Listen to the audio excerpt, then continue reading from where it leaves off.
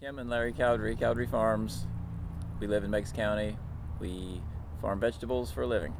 My grandfather's brother originally bought the land, and this was over 100 years ago, and we have farmed it for 5 generations. We raise tomatoes, peppers, corn, all kinds of vegetables on the same ground that my grandfather raised the first tomatoes in 1929.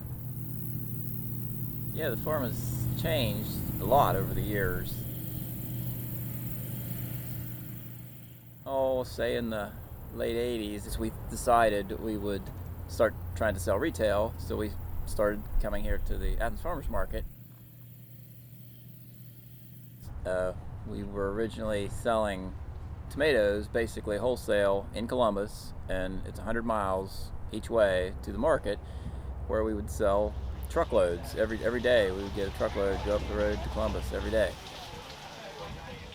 A lot of the farms that were in our area have went away. The average age of farmers is approaching 60 years old. The folks retire, die off, and then no children take it over, because it's hard work, and it's not a lot of money for the amount of work you put in, but it's a good living.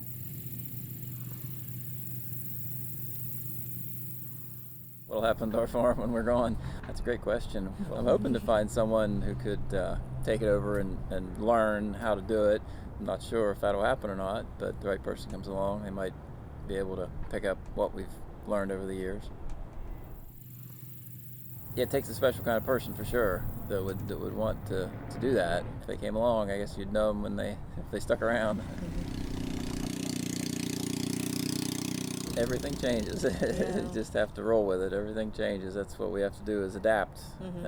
And people who survived are good at adapting to whatever the conditions may be. You really have to be ready for anything, no matter what. The market changing, the market moving. You just have to adapt. Always have to be changing with the current conditions. You could have a bad season, crop fail, then another crop does well. That's why we plant different things.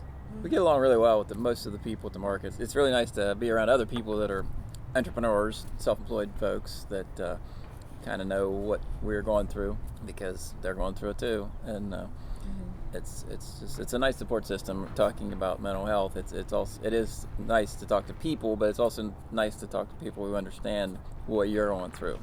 People who are not self-employed really don't understand how it is to be, not have a stable paycheck every week.